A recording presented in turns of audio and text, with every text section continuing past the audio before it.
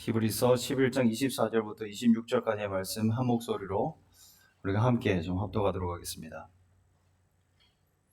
믿음으로 모세는 장성하여 바로의 공주의 아들이라 칭함받기를 거절하고 도리어 하나님의 백성과 함께 고난받기를 잠시 죄악의 낙을 누리는 것보다 더 좋아하고 그리스도를 위하여 받는 수모를 애굽의 모든 보화보다 더 큰 재물로 여겼으니 이는 상 주심을 바라봄이라. 아멘. 여러분 한 주간 잘 지내셨나요? 네, 기침 소리가 여기서 들리기도 하고 목소리는 많이 줄어들었고, 여러분 지난주 우리 부흥회 때 은혜 받은 거 맞죠? 네, 은혜는 받았지만 우리의 육신이 연약해서 그럴 수 있으리라 생각을 하고, 뭐 다른 사람이 아니라 제가 그 누구보다도 많이 아프고 우리 서우도 아프고 또 우리 권사님, 장 권사님도 아프시고, 그래서 여러분 기도해 주세요. 다 회복될 수 있도록 기도해 주시고, 오늘 또 말씀을 우리가 함께 보겠는데요. 믿음은 더 좋은 것을 위해 포기하는 것이다 하는 제목으로 말씀을 함께 나누도록 하겠습니다. 믿음은 더 좋은 것을 위해 포기하는 것이에요. 오늘 본문 말씀은 모세의 믿음을 우리 가운데 설명해 주고 있거든요. 모세의 믿음에 대해서 이제 설명을 해주는데 26절까지는 모세가 시내산에서 그 꺼지지 않는 불 가운데서 하나님을 경험하기 이전의 믿음, 그게 26절까지예요. 그리고 27절부터는 그 떨기나무에서 꺼지지 않는 불, 그 경험, 불꽃 경험을 한 거죠. 그러니까 하나님을 만나고 난 이후의 경험을 기록하고 있어요. 여기서 우리가 알게 되는 게 뭐냐면, 하나님을 만나는 그 경험, 또 그 불꽃 경험을 할 때 우리의 인생은 완전히 달라진다라고 하는 것이에요. 모세가 불꽃 가운데 계시는 하나님을 만났습니다. 그리고 진정한 변화가 일어났어요. 이 소리가 이거 너무 잡기가 어려운데, 그죠? 그냥 마이크 이거 주시면 좋겠어요. 이거 너무 우리 하나님의 음성같이 들리면 여러분 좀 부담스럽잖아요, 그죠?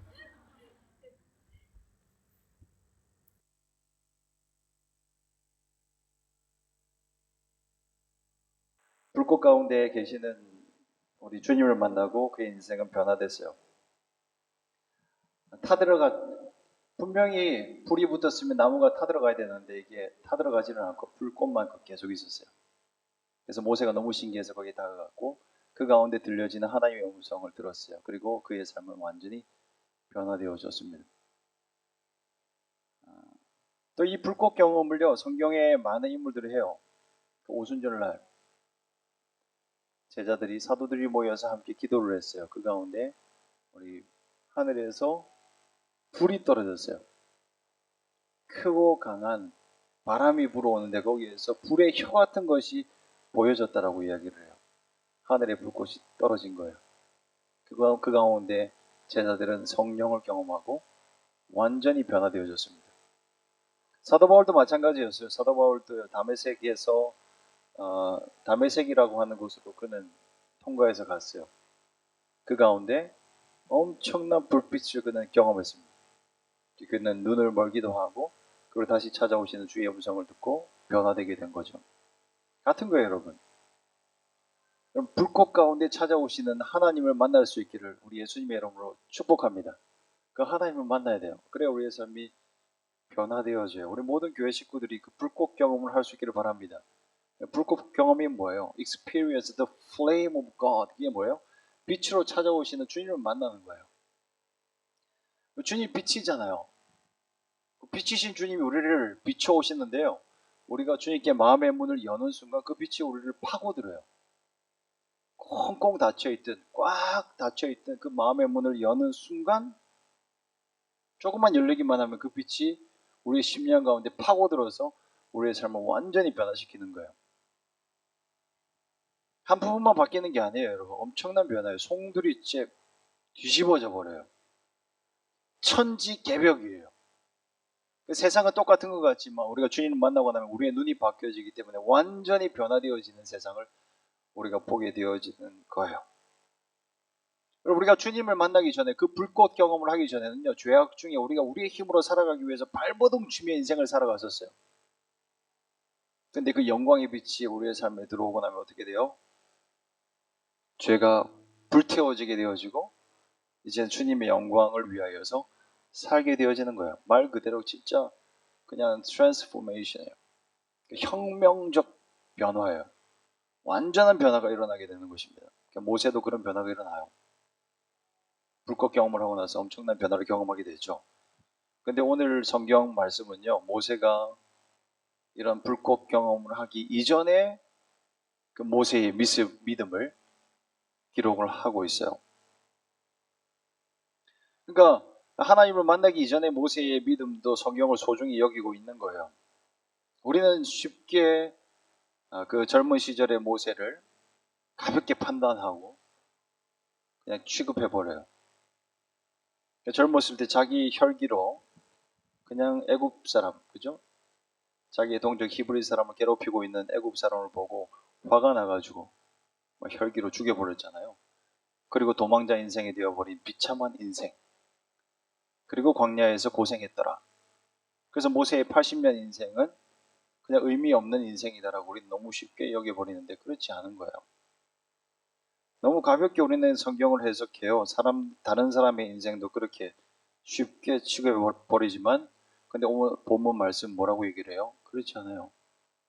그가 바로의 공주의 아들이라 칭함받기를 거절하고 도리어 하나님의 백성과 함께 고난받기를 잠시 죄악의 낙을 누리는 것보다 좋아하고 그리스도를 위해서 받는 수모를 애굽의 모든 보화보다 더 큰 재물로 여겼더라. 그렇게 얘기를 합니다. 언제 이야기예요? 주님 만나기 전에 이야기예요. 그러니까 여러분 모세의 그 어린 시절, 젊은 시절, 그 광야 시절도 이 히브리 이 작가는요 의미 있다라고 얘기를 하고 있는 것입니다. 어설프게 실수하고 어리석게 도망하고 있는 그리고 광야에서 그냥 은둔 생활하고 있는 누구의 눈에도 띄기 싫어서 그냥 숨어 지내고 있는 그 모세인데도 히브리서 기자는 그의 삶은 믿음의 삶이었어라고 인정하고 있는 것입니다. 그래서 여러분 여기서 우리가 배울 수 있는 것은 그거예요. 아무리 작아 보인다 하더라도 어떤 누구의 믿음이라도 우리는 쉽게 여기서는 안 된다라고 하는 것입니다. 우리가 교회 안에서 볼 때 믿음의 사람들을 바라볼 때 실패한 사람처럼 보일 수 있어요. 저 인생은 실패한 인생 같구나라고 우리가 쉽게 판단하려고 할 때가 있어요. 근데 성경은 그렇게 판단하지 않아요. 그 청년 시절에 어른들의 약점이 많이 보여요. 그래서 그런 평가들을 막 합니다. 나는 저 나이 때가 되면 저렇지 않을 거야. 그 생각을 해요.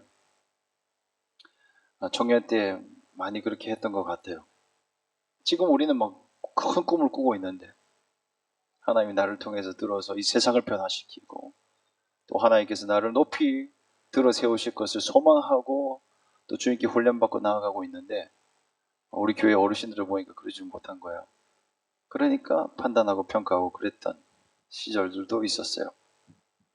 그럼 너무 힘겹게 살아가고 있는 거예요. 그냥 여전히 광야 생활하듯이 하루하루 힘겹게 살아가고 있는 그분들을 보면서 실패한 인생처럼 보이기도 하는 거죠. 그런데 어른들도 마찬가지. 어른들도 우리 청년들이나 어린아이들의 믿음을 보면서 이렇게 쉽게 판단할 때가 있어요. 어떻게 보여요? 아직 하나님을 못 만났으니까 하나님 만나야지. 왜 아직도 하나님께 마음의 문을 열지 못할까? 저 인생 언제 변할까 하면서 그렇게 탄식을 하게 되는 거죠. 그런데 오늘 히브리서 기자는 뭐라고 얘기를 해요? 모세의 그 이전의 믿음도, 불꽃 경험 이전의 믿음도 소중한 믿음이라고 기록을 하고 있어요. 그러니까 여러분, 다른 사람의 믿음을 쉽게 판단해서는 안 됩니다. 여러분 자신의 믿음조차도 지금 현재 하나님을 경험하지 못했다고 해서 그 시간을, 그 순간을 의미 없다 여길 수 없는 것입니다. 여러분 지금 추석 시즌이잖아요. 행복한 추석들을 보내고 있습니까? 행복한 추석을 보낼 수 있기를 바라고 또 한국에 있는 부모님들에게는 꼭 가족들에게 또 사랑의 표현을 할 수 있기를 바라요. 이 추석이 되니까 또 어린 시절 가족들이 생각이 또 나는 거죠. 저는 18살 때 주님을 만났어요. 18살, 고등학교 3학년 되기 직전에 하나님을 극적으로 만나고 엄청난 변화를 경험을 했습니다. 그런데요, 근데 제 삶을 이렇게 돌아보고 또 저의 믿음을 생각을 해보면 그 이전, 18살 이전에 그럼 그 시간들 의미가 없었더냐? 그렇지 않아요. 저의 믿음에 아주 큰 근간을 이루고 기초를 준 것은 어린 시절에 제가 알아듣지도 못하는데 해주셨던 우리 부모님의 그 믿음의 말들, 그리고 교회 선배들의 그 신앙은 이런 거야, 교회 생활은 이런 거야 라고 했던 그 이야기들 하나하나가 기억에 많이 남아요. 그 주님을 만나기 전에는요, 좋은 크리스찬의 모습이 아니었어요. 부모님의 속을 많이 썩이기도 하고, 또 우리 교회 선생님들이 볼 때, 또 우리 전도사님들이 볼 때 제가 좋은 학생이 아니었을 때가 훨씬 더 많았어요. 실제로 그랬어요. 교회 가기가 싫었거든요. 별로 교회가 재미가 없었어요. 왜 재미가 없었을까? 재미있는 게 하나도 없었어요. 그러니까 한 1년을 돌아보면 딱 2번 교회를 가고 싶었어요. 여름 성경학교 시즌, 그리고 여름 수련회가 되면 그때는 좀 재미있었어요. 그 캠프를 가니까 거기 가면 좀 재미난 프로그램들도 있고 또 친구들하고 같이 자고 이런 거 얼마나 재밌는 일이에요. 그래서 그건 즐거웠던 것 같아요. 그 수련회 기간이 다가오면 또 설레이는 마음으로 수련회를 준비했던 기억이 있고, 또 겨울 크리스마스 가면 또 선물 교환식도 하고 또 선물도 주기도 하고 이러니까 이제 그 2시즌은 교회를 가고 싶어 했던 기억이 있는데 나머지는 대부분 싫었었어요. 근데 분위기 자체가 우리 집안 분위기가 교회 안 가면 막 어떻게 될 것 같으니까 진짜 교회 안 나가면 나는 죽을 것 같은 공포심을 느꼈어요. 실제로 우리 어머니 아버지가 너 교회 안 나가면 내가 어떻게 할까 그런 얘기를 하지는 않았던 것 같아요. 근데 분위기가 있잖아요. 교회 안 나가면 밥도 안 줄 것 같고 교회 안 나가면 어느 날 다리가 부러져 있을 것 같고 이런 막 공포심이 가득 찼었던 것 같아요. 그러니까 교회 빠지는 건 상상도 못했죠. 그래서 늘 예배당을 갔었어요. 한 번도 빠진 적이 없어요. 주일학교 내내 맹장 터져서도 우리 부산에 있는 침례병원에서 수술했거든요. 그냥 단순 맹장도 아니고 맹장인 줄 알고 열어보니까 복막염이어서 이게 수술이 조금 더 힘들었다 그런 얘기 들었는데 그래도 그 다음날 아픈 배를 부여잡고 또 그 지하에 있는 채플실에 가서 예배를 드리고 또 그 목사님에게 주보에 사인 받아가지고 또 그 다음 주일날 우리 선생님 전도사님에게 내드리고 어떻게 보면은 좋은 학생인데 근데 사실 우리 주님 볼 때는 주님 입장에서는 그렇게 좋은 크리스천이 아니었어요. 그럼에도 불구하고요.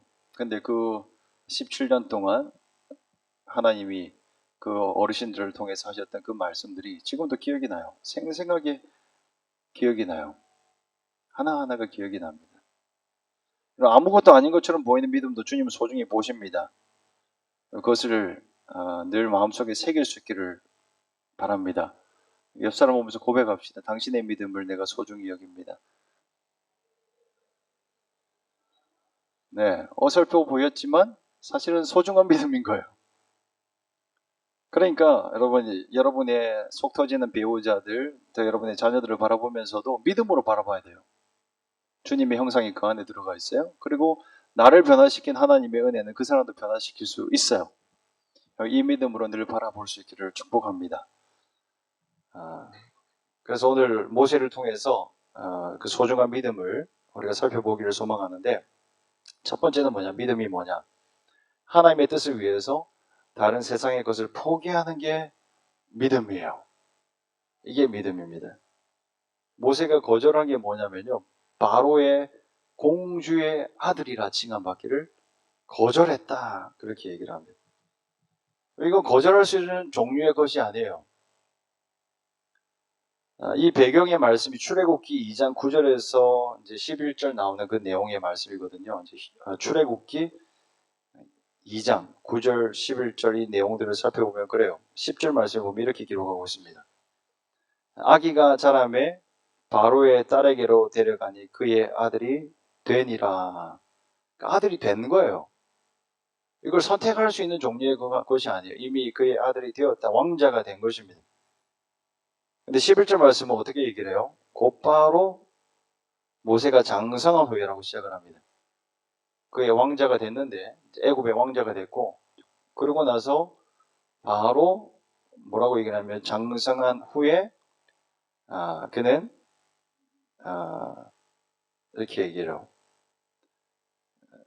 그의 정체성을 그는 발견한 그런 내용이죠. 어떻게 그걸 얘기를 해주냐면, 그의 그 이스라엘 백성들, 히브리 사람들이 아주 무거운 짐을 지고 이제 노동을 하고 있는 것을 밖에 나가서 봤습니다. 그 모습을 보면서 이제 그 마음에 우리의 형제다, 자매다라고 하는 것을 깨닫게 됐어요. 그러고 나서 그들을 향한 불쌍한 마음이 들었습니다. 그 불쌍한 마음을 느끼고 나서 그는 하나님의 사명을 받은 거예요. 나의 동포를 구해야 되겠다라고 하는 것을 생각하게 됐죠. 그러니까 10절 말씀에는 분명히 애굽의 왕자였는데 11절부터는 곧바로 뭐가 되냐면 완전히 히브리 사람으로 바뀌어져 있는 모습이에요. 이게 뭘 보여주냐면 모세가 이집트를 거부했다라고 하는 것을 보여주고 있어요. 왕자가 되었는데 왕자의 자리를 거부하고 하나님의 백성과 함께 고난받기를 그는 선택했다라고 이야기를 합니다. 그리고 왕자의 자리를 거절하는 것은 쉬운 게 아니에요. 이집트의 왕자잖아요. 이집트의 왕자는 모든 것을 다 할 수 있는 사람이에요. 모든 것을 다 가질 수 있어요. 모세는 우리에게 너무 멀게 느껴지죠. 그래서 잘 공감이 안 되지만 사실 오늘날 이 시대의 애굽의 왕자가 누구일까 생각을 해보면 정말 세상에서 가장 성공한 사람의 아들이 될 수 있을 거예요. 빌 게이츠의 아들이 될 수 있어요. 세상에 가장 성공한 사람의 아들이 되어서 그 모든 것을 다 가질 수 있는 사람이 되는 거예요. 최고의 교육을 받을 수 있어요. 그게 얼마나 똑똑한지가 중요하지 않아요. 가장 똑똑한 사람의 교육을 받으면서 가장 우수한 사람들과 함께 교제하니까 자연스럽게 그의 이 지식은 쌓여져 가는 거예요. 온갖 좋은 것들을 다 가질 수 있어요. 여러분 갖고 싶은 게 뭐가 있어요? 근데 그것보다 훨씬 더 좋은 것을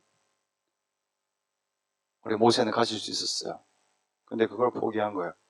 높은 자리에 올라가는 거예요. 어쩌면 그에게는 바로가 될 수 있는 애굽의 왕이 될 수 있는 기회까지도 주어질지도 몰라요. 그 바로의 그 아들들이 있을 거 아니에요. 그 아들들의 그 인생에 하자가 생겨가지고 뭔가 장애가 있거나 어려움이 있어서 이 아이들이 하나하나 후보에서 잘려져 나가면 결국에는 자기에게도 순서가 옳지 않을까 이런 기대가 있을 수도 있어요. 애굽의 왕이에요. 세상에서 가장 높은 자예요. 가장 강한 자예요. 근데 그걸 그는 거절했다라고 얘기를 하고 있습니다. 애굽의 왕자. 애굽의 왕자의 자리 여러분에게 주어진다면 거부할 수 있겠습니까? 쉬운 게 아닙니다.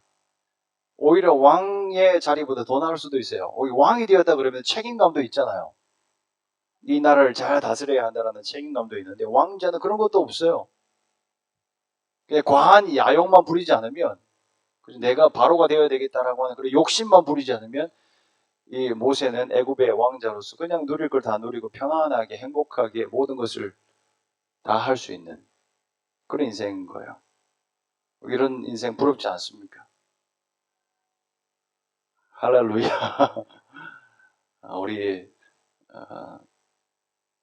우리 교우들은 모두 이렇게 믿음이 다 뛰어서 정말 훌륭한 믿음을 가지고 있어서 그런 야욕을 가지지 않을 거라고 저는 믿습니다만은 근데 이게 우리의 현실이 되어지면 사실은 포기하는 거 쉽지가 않습니다. 내가 누리고 있는 이것을 빼앗길 수 있다고 생각하면 쉽지가 않죠. 그런데 이 모든 것들을 거부한다고 쳐도요 마지막으로 어려운 게 하나가 있어요. 그게 뭐냐면 그의 엄마를 거부하는 거예요. 애굽의 그 바로의 딸이었긴 하지만 40년간 길러줬잖아요. 사랑을 베풀어 줬잖아요. 늘 가까이서 함께 나누었던 추억이 있잖아요. 근데 그 엄마를 거절하는 거 쉬운 일이 아니에요. 그럼에도 불구하고 그는 그걸 거절했다고 얘기를 해요. 그걸 포기했다고 얘기를 해요. 무엇 때문에요? 하나님을 선택했기 때문에요. 우리 예수님이 우리에게 뭐라고 얘기를 해요? 예수님을 선택하기 위해서는 먼저 이 땅의 것을 포기하라고 얘기를 해요. 가족까지도 포기하고 하나님을 선택하라. 그리스도를 따르라고 우리 주님은 얘기를 하고 있습니다.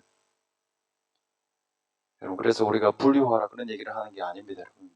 먼저 하나님을 사랑하고 그리스도를 먼저 따르는 것이 믿음의 사람이다라고 하는 것을 성경이 얘기하는 것입니다. 여러분, 하나님이 여러분의 삶의 이유가 되고 하나님이 여러분의 삶의 목적이 되고 하나님이 여러분의 삶의 원인이 되어져서 하나님만을 선택할 수 있기를 예수님의 이름으로 축복합니다. 그런데 우리가 무언가를 선택하기 위해서는요, 포기하는 게 먼저 있어야 돼요. 거절이 먼저 필요해요. 거절하지 않으면 선택은 있을 수가 없어요. 여러분, 선택은요, 포기하는 자에게 주어져요. 선택의 기회가. 우리가 결혼을 할 때에도 수많은 가능성을 포기하니까 그 사람을 가질 수 있는 거잖아요. 이제 다다음 주가 되면은 귀형 기쁨도 결혼식을 하지만 그때 우리 기쁨이가 울지 않을지 모르겠어요. 그 엄마 아빠가 안 오니까 혹시 눈물이 좀 안 나올지 모르겠지만, 근데 옛날에 청년부를 섬길 때 한국에서요, 근데 많은 결혼식들 가보면 우리 자매들이 막 울 때가 있어요. 근데 왜 울까? 슬퍼서 우는 것도 분명히 있을 것이지만 또 한 가지 우는 이유가 있더라고요. 그게 뭐냐면 수많은 가능성들을 향한 안타까움. 더 좋은 남자가 이후에 나타나면 어떡할까? 라고 하는, 그것 때문에 선택이 어려워요, 여러분. 계속 재는 거예요. 그럼 아직까지 결혼할 때가 안 된 거예요. 남자들도 마찬가지예요. 더 예쁜 사람이 나타날 걸 기대하는 자는 선택을 못해요. 그런데 선택한다는 거 포기하는 거예요. 결단하고 이 남자를, 이 여자를 선택한 거예요. 그래서 여러분, 배우자가 옆에 있다면 그렇게 고백합시다. 나를 선택해줘서 고마워. 안 해. 나 이래서 아니라고 그러는 줄 알았어. 네, 선택하기 이전에 수많은 가능성을 포기했다라고 하는 것을 우리가 기억해야 돼요. 이 사람이 나를 선택했다는 것은 엄청난 결단을 한 거예요. 우리 아내도 그걸 좀 알아야 되는데, 우리 자매들이 많이 있었거든요. 근데 그 여자만 보였기 때문에 또 이게 그 선택이 쉽지 않았다는 것도 있습니다. 우리 주님을 우리가 바라보게 되어지면 세상의 가능성을 포기할 수 있습니다. 포기하는 자에게 선택이 주어집니다. 우리의 인생이, 우리의 신앙이 변질되는 이유가 뭔지 아세요? 우리가 모든 것을 다 가지려고 하기 때문에 그래요. 포기하지 않고 하나님 또 얻으려고 하기 때문에 우리 신앙이 복잡해져요. 가나안에 이스라엘 백성이 들어갈 때도 마찬가지였어요. 하나님은 분명히 멸절하라고 그랬어요. 그냥 모든 그 이방인들을 destroy Gentiles 해라. 그렇게 얘기를 했어요. 왜요? 그 땅에 그 이방인들이 섬기는 그 신들이, 죄악들이 가득 차 있었기 때문에 그래요. 죄악을 없애라는 거예요. 먼저 제거해야 하나님 신앙이 제대로 설 수 있어요. 근데 그들은 제거하지 않았어요. 그들과 함께 화합하고 싶어 했어요. 그들과 함께 그들이 가지고 있는 그 어떤 그 농사의 노하우를 얻기를 원했어요. 노동력으로 얻기를 원했어요. 이것저것 자원들을 얻기를 원했어요. 하나님도 섬기고 세상도 얻고 주님도 섬기고 돈도 얻고. 신앙의 세계에는 누이 좋고 매부 좋고 꼭 먹고 알 먹고가 없습니다. 혼합주의 신앙생활 하면 안 돼요, 여러분. 천국과 지옥이 공존할 수 없어요. 빛과 어둠이 함께 거할 수가 없어요. 한 사람이 두 주인을 섬길 수 없어요. 재물과 하나님을 동시에 섬길 수 없습니다. 근데 우리는 섬길 수 있을 것처럼 살아가잖아요. 많은 그리스도인들 그렇게 살아가요. 여기서 비극이 시작되어지는 거예요. 여러분, 하나님만을 생각하고 우리 하나님만을 사랑하고 하나님만 선택할 수 있기를 예수님 여러분 축원드립니다. 여러분, 거절하는 것이 가장 먼저 있어야 되는 거예요. 거절하기 위해서 우리는 무엇을요? 더 좋은 것을 바라보고 선택해야 되는 거예요. 25절 말씀 한번 우리 같이 읽어볼까요? 함께 읽습니다. 시작.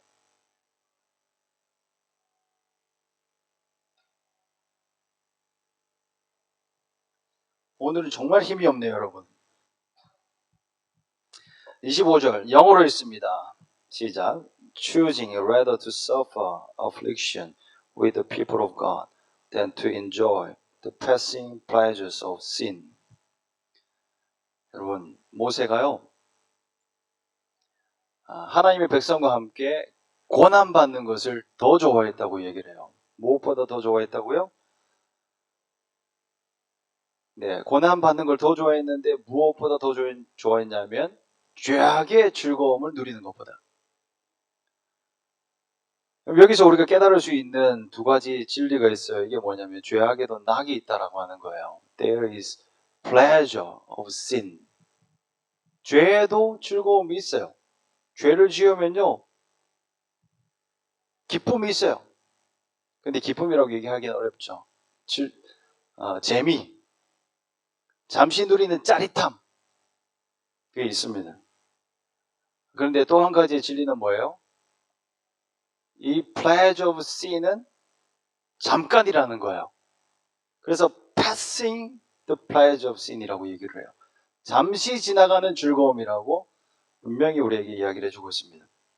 그래서 여러분, 잠시 짜릿하지만 그게 오래 가지를 못해요. 금방 지나가 버립니다. 그냥 지나가 버리는 게 아니에요. 우리의 영혼을 더 안 좋은 상태로 만들어 버려요. 금세 허탈해지고요, 금세 피폐해지고요, 더 괴로워지는 거예요, 인생이. 중학교 3학년 때 있었던 일이에요. 우리 중학교 3학년 때는 시험을 쳐서 고등학교로 갔습니다. 지금 여기도 셀렉티브 시험 친다고 시험 치는데, 우리는 한국에 제가 고등학교 올라갈 때는 거의 모두가 시험을 쳤어요. 연합고사라고 하는 시험을 쳐서 이제 100 만점인 200점이에요. 그리고 점수를 한 80% 이상은 맞춰줘야 또 인문계 고등학교로 가고, 더 이상 맞추면 더 좋은 학교로 가고, 그랬던 적이 있었어요. 그래서 시험을 앞두고 있는 한 100일 전쯤이었던 것 같아요. 8월 말쯤이었던 것 같은데, 따뜻한 여름날이었어요. 그때 우리 교회 누님들이 저희 시험을 앞둔 저희들을 위해서 파티를 열어준대요. 그래서 얼마나 기쁜 일이에요. 누나들이 파티를 열어주는구나. 그럼 그날 꼭 거기를 가야지.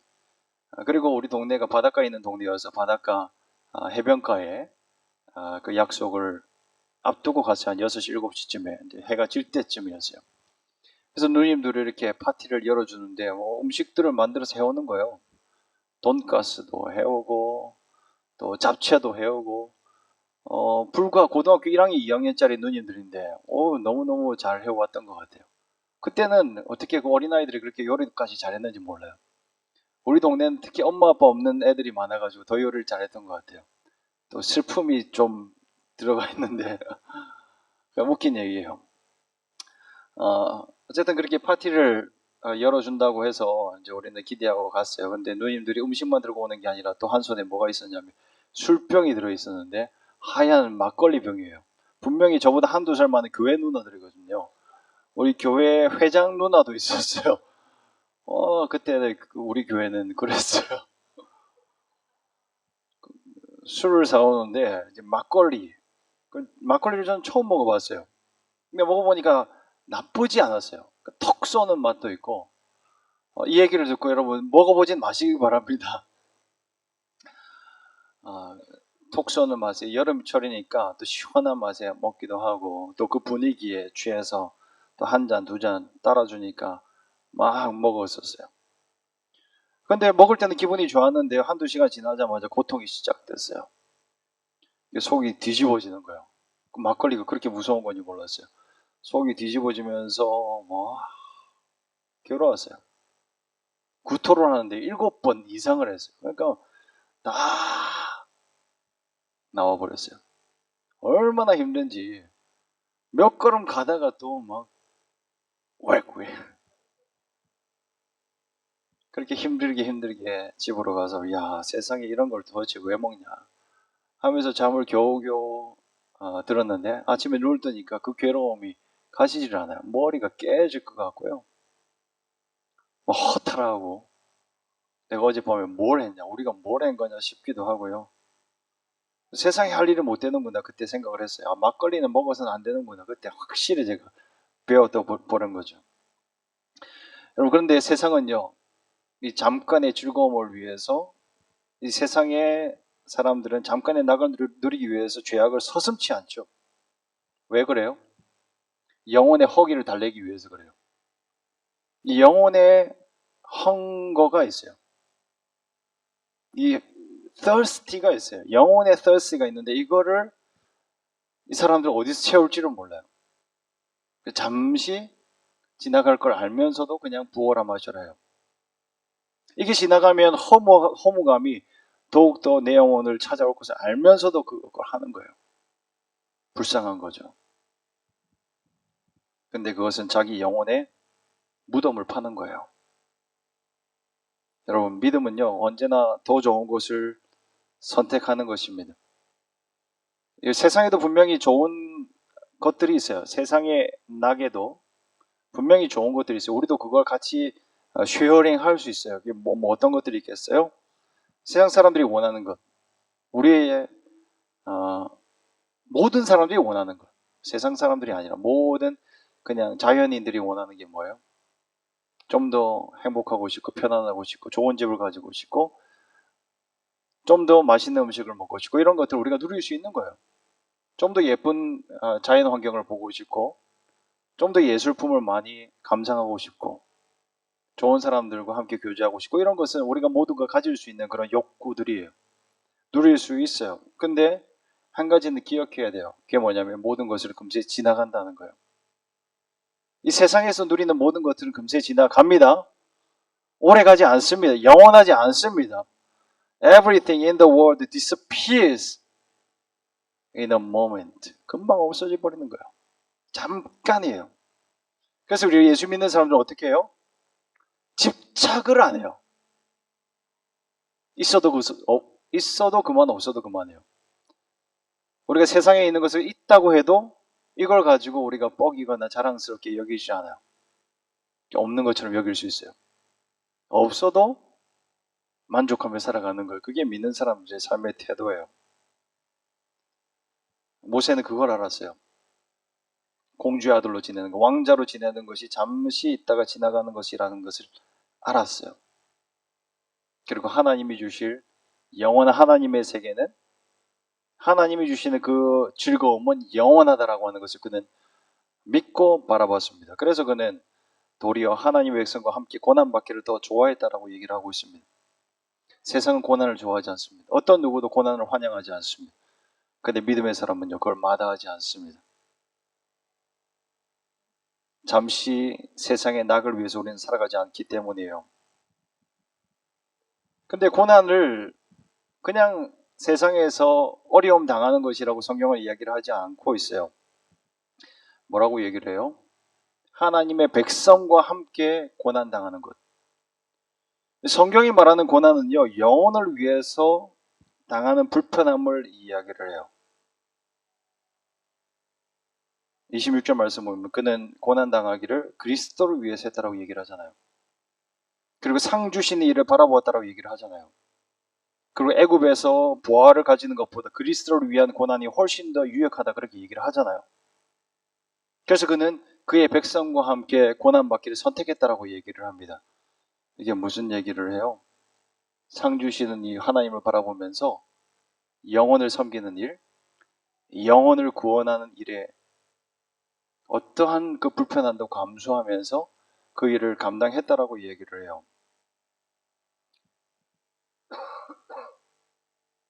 우리 예수님도 십자가에서 온갖 고난을 당하셨는데 그 이유가 뭐예요? 우리를 구원하기 위해서요. 세상을 살리기 위해서요. 하나님의 백성도 그렇게 살아가는 거예요, 여러분. 우리에게 상 주신 그 하나님 바라보며 우리를 통해서 하나님이 영혼을 구원하실 것을 바라보면서 어떤 어려움이든지 간에 어떤 불편함이든지 간에 내가 감당할 수 있습니다. 이것이 하나님의 나라를 위해서라면 내가 예스 하겠습니다. 내가 이걸 선택하겠습니다. 라고 하는 것이 진정한 믿음의 삶의 모습인 줄로 믿습니다. 여러분, 그래서 영혼 섬기는 일을 선택할 수 있기를 바랍니다. 이제 우리 교회도 2년차를 맞이하고 있고 좀 있으면 크리스마스가 다가오고 있습니다. 크리스마스만큼 영혼 구원에 좋은 시즌은 없습니다.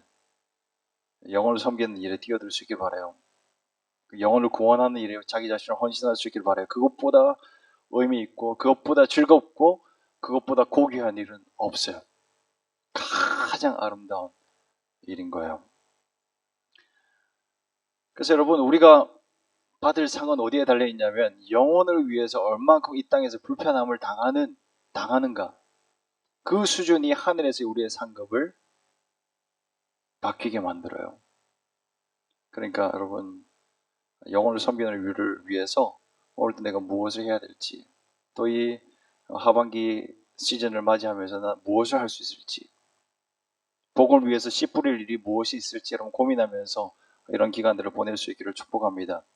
여러분, 이 땅에서의 재산을 위해서 여러분의 시간을 다 쓰고 일구며 살아가지 마시기 바랍니다. 땅에서의 일에, 땅에서 잘 될 일에 모든 에너지를 낭비하지 마시기 바랍니다. 여러분, 집중해야 될 일이 따로 있어요. 그건 하늘의 상급이에요. 영혼 구원이에요. 잠시 죄악의 낙을 위해서 살아가지 마십시오. 그래서 여러분, 영혼을 섬기는 일이 뭐겠어요? 지극히 작은 소자에게 한 것이 곧 우리 주님에게 한 것이에요. 겨자씨 같은 믿음을 우리 주님 소중히 여기신다고 얘기를 하잖아요. 크고 작은 게 문제가 되어지지 않아요. 작은 자에게 작은 것을 할 때 우리 주님께 한 것이라고, 주님께 큰 것을 한 것이라고 주님은 인정해 주셔요. 그래서 지극히 작은 소자가 누구인지, 그 사람을 내가 어떻게 섬길 수 있을지 기도할 수 있기를 바랍니다. 그리고 요즘에 최근에 보이지 않는 우리 지체들도 좀 있잖아요. 누가 보이지 않는지 생각하면서 그분들을 위해서 우리가 기도하고, 여러분 스스로 진심으로 기도하고, 왜 교회 안 나와? 그런 게 아니에요. 그 영혼을 사랑하는 마음으로, 주님의 마음으로 기도해요. 그러면 주님께서 주시는 지혜가 생각나요. 주님이 주시는 메시지가 떠올라요. 그러면 그걸 그에게 또 전해주는 거예요. 메시지로 보내줘요. 또 전화도 해줘요. 그럼 그게 그에게는 하나님의 음성으로 들려지는 거예요. 여러분, 또 전도 대상자가 또 누가 있어요? 그 전도 대상자를 놓고 한번 기도해 보세요. 그럼 하나님이 또 감동을 주실 거예요. 그 감동으로 전달해 주면요, 그게 그 사람에게는 엄청난 하나님의 예언의 말씀이 되어져요. 여러분, 그게 필요한 것입니다. 여러분, 우리를 위해서 십자가에 죽으신 예수를 생각하면서 우리 또한 그리스도와 함께 고난받기를, 세상에서 잠시 낙을 누리는 것보다 기뻐하고 즐거워할 수 있기를 예수님 이름으로 축원드립니다.